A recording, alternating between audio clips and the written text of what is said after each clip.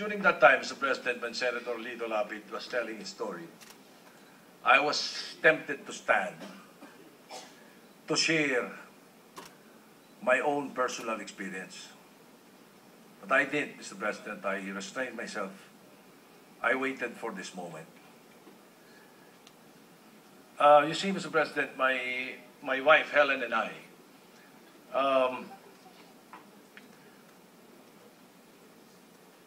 nawalan po kami ng anak dahil sa contraceptives. Helen and I eloped in 1969, got married, but got publicly married in 1971. Our firstborn, or our eldest daughter, Romina, was born in 1973. So most people know that we have 4 children. Actually, we have 6, Mr. President. My eldest daughter, of course, is the daughter of the wife of Senator Pangilinan. That's why you were surprised the other day when I called him son-in-law. Well, although not biological, but she is our eldest daughter, even in 1969 when my wife and I got married. In 1973, my eldest daughter was born. And Helen was still doing movies and television activities. So she decided to heed what a doctor friend suggested, that she take contraceptives. She did. After Romina was born, January of 1973. Started taking contraceptives. Mr. President, after a few months, by 1974, Helen became pregnant, even though she was taking contraceptives. She gave birth to my real first son, which we who we named Vincent Paul, in March 13, 1975 at the Makati Medical Center. He was born with a weak heart.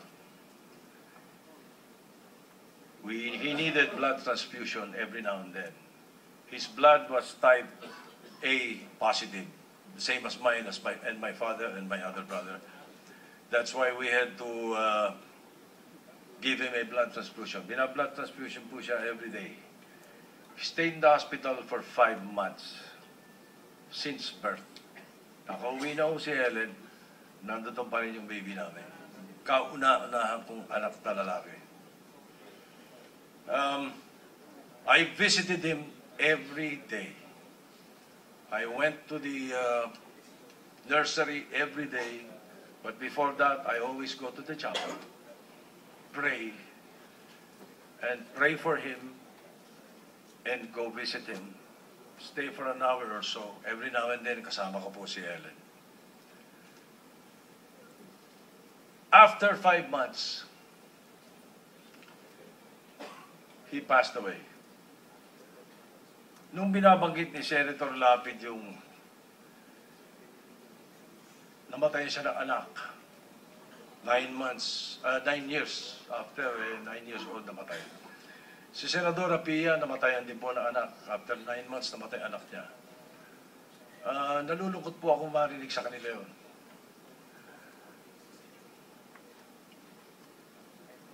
But the truth is, parang nainggit pa nga ako, Mr. President, dahil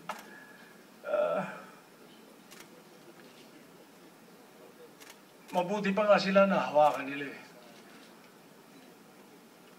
Yung anak ko, 5 months, hindi ko nahipo. Nahawakan ko, patay na. Makati Medical Center can prove to the fact na wala silang makita na dahilan na nagkaganon yung bata, kundi dahil nagko-contraceptives yung asawa ko. Nabuntis pa rin kahit na gumagamit ng contraceptives. That's why I know. Kaya binanggit ko kanina, Mr. President, hindi trabaho to sa akin. Personalan to.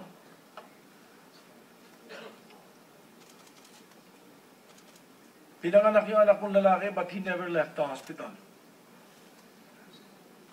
Sabi ng Makati Medical Center, namatay ang dahilan paggamit ng misis ko na contraceptives. Even her doctor admits to that fact, Dr. Inverga Santos. He was born and died with a weak heart. Noong taon na yun, by the way, Mr. President, just for the record, he died August 13, 1975. 37 years ago today. Noong taon na yun, 1975, tinanong ko po ang